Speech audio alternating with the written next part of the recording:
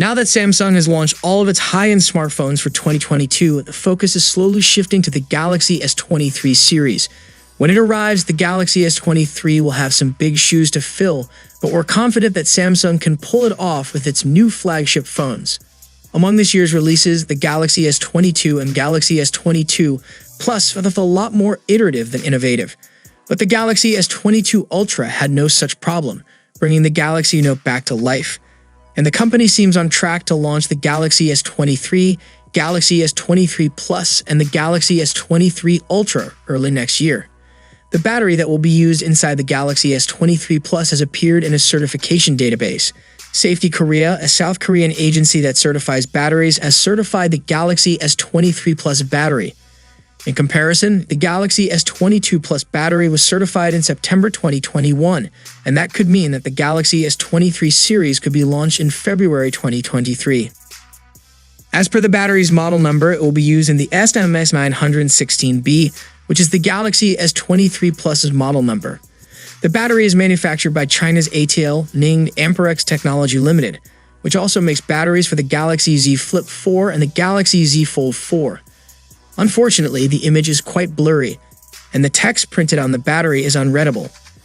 So we don't know the Galaxy S23 Plus battery capacity yet. The South Korean firm might not change the battery capacity by a lot, as power efficiency improvements of the Snapdragon 8 Gen 2 and the OLED panel might be enough to improve the battery life. It is possible that the Galaxy S23 and the Galaxy S23 Ultra's batteries will be certified soon, and hopefully, we can have clearer pictures to know their battery capacities. The battery life on all three Galaxy S22 models is, in a word, disappointing. Even the Galaxy S22 Ultra with its 5,000 mAh power pack couldn't last as long as phones like the OnePlus 10 Pro or iPhone 13 Pro Max. Samsung needs to up its game with battery life, shrinking the power packs from the Galaxy S21 to the Galaxy S22, 3,700 versus the 4,000 mAh, and Galaxy S22, 4,500 versus 4,800 mAh was not a wise decision and obviously hurt both phones in testing. It's no secret by now that the Snapdragon 8 Gen 1 chip runs hot. This causes it to hit throttling problems, especially in intense games. Samsung also got caught intentionally throttling some apps to preserve system performance. While the move ultimately ended up as shady or downright heinous for some, it proved one point. The Galaxy S22 needed better cooling. The OnePlus 10 Pro features a new cooling system that makes the phone noticeably more comfortable after long gaming sessions than the Galaxy S22 Ultra, in my experience. We're not asking for something on the level of the best gaming phones, but the S22 can get really hot. We want to see the Galaxy S23 fix this. All upcoming high-end phones from Samsung could bring display and camera improvements, faster processors, and new software features. But a more recent tip has the Galaxy S23 Ultra poised to get a 200-megapixel camera in the form of an unreleased sensor from Samsung, later claimed to be the Isocell HP2, which will beat both the existing HP1 and HP3 200-megapixel sensors that the company makes. This could be good news for the next Samsung flagship phone. Samsung's HP3 is a mid-range sensor, and the HP1 is the larger and more refined sensor that is expected to debut on Motorola's X30 Pro or the Motorola Edge 30 Ultra. In a bid to be better than its competition, Samsung could well have another sensor planned for its own flagship. Ice Universe has tweeted that it is 100% confirmed that the phone will get a 200-megapixel camera with 0.6mm size pixels, along with a larger aperture of /1.7 for capturing more light.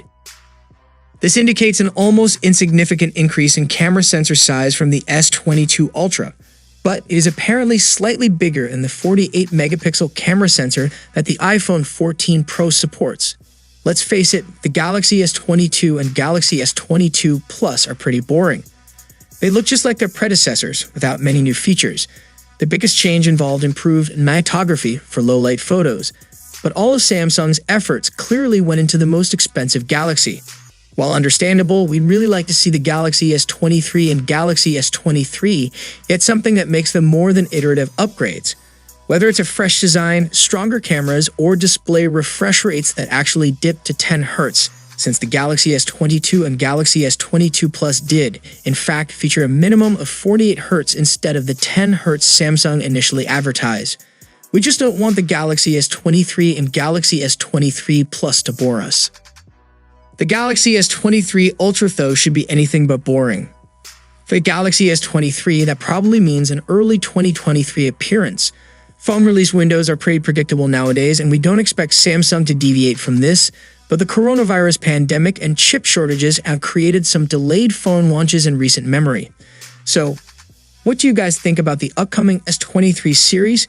Let me know it down in the comment section, and I'll see you guys in the next one. See you for the next time. Peace out.